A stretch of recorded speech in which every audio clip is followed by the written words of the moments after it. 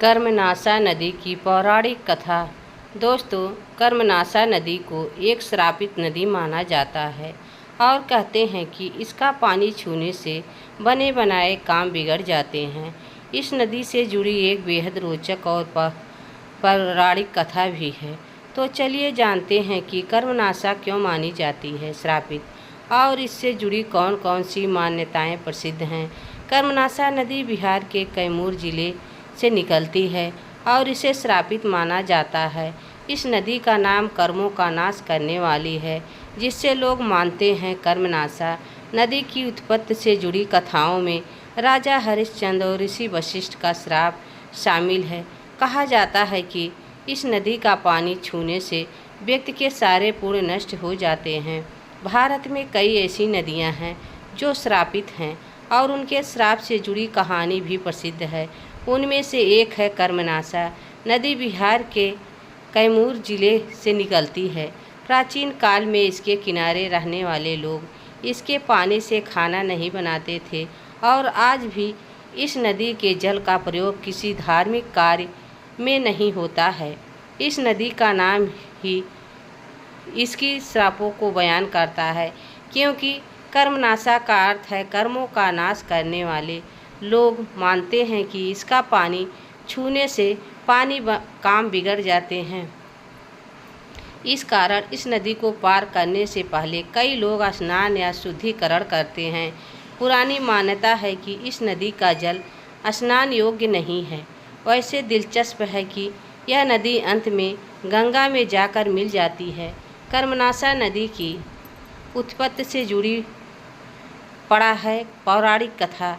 कर्मनाशा नदी की उत्पत्ति से जुड़ी कई पौराणिक कथाएं प्रचलित हैं। यह कथा के अनुसार राजा हरिश्चंद्र के पिता सत्यव्रत ने अपने गुरु वशिष्ठ के शरीर स्वर्ग जाने की इच्छा जताई। वशिष्ठ ने मना कर दिया तो सत्यव्रत ने इस विश्वामित्र से यह वरदान मांगा। वशिष्ठ से सदाकत के कारण विश्वामित्र ने अपने तपो से सत्यव्रत को स्वर्ग दे दिया। देवराज इंद्र को यह पसंद नहीं आया और उन्होंने राजा को उल्टा सिर करके धरती पर फेंक दिया। विश्वामित्र राजा को स्वर्ग और पृथ्वी के बीच रोक दिया, जिससे वह आसमान में उल्टे लटकते रहे। वह इस स्थिति में उनके मुंह से लार टपकती रही और यही लार धरती पर गिरकर कर्मनाशा नदी बनी।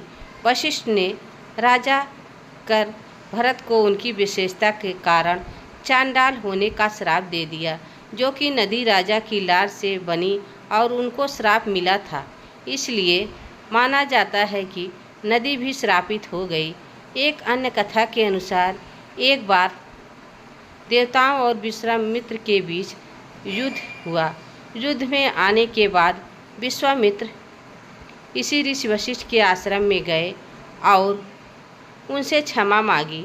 ऋषि वशिष्ठ ने विश्वामित्र को क्षमा कर दिया, लेकिन उन्होंने एक शर्त रखी, जिसके अनुसार इस दशा में कोई 1 साल तक एक चांडाल के रूप में रहना होगा। विश्वामित्र शर्त मानकर 1 साल तक एक चांडाल के रूप में रहे। एक दिन राजा त्रिशंकु को देखा। राजा त्रिशंकु को अपने पिता से श्राप मिला था कि मैं 1 साल तक बिना शर्त से रहना होगा। त्रिशंकु को देखकर विश्वामित्र को दया आ गई। उन्होंने अपने तप से त्रिशंकु के सिर को वापस ला दिया। त्रिशंकु विश्वामित्र को धन्यवाद देने लगे। इस दौरान उनके मुंह से लार टपकने लगी। यह लार धरती पर गिरकर एक नदी बन गई। इस नदी का नाम कर्मनाशा नदी पड़ा। कहा जाता है कि कर्मनाशा नदी में त्रिशंकु के श्राप का प्रभाव अभी भी बना हुआ है, इसलिए इस नदी को श्रापित माना जाता है। ऐसा माना जाता है कि नदी का पानी छूने से व्यक्ति के सारे काम नष्ट हो जाते हैं। दोस्तों, यह थी कर्मनाशा नदी की कहानी। दोस्तों, यह वीडियो आप सबको कैसी लगी कमेंट में ज़रूर बताना। चैनल पर नए हो तो लाइक सब्सक्राइब ज़रूर करना। तब तक के लिए जय श्री राम, राधे राधे, जय श्री कृष्ण, धन्यवाद।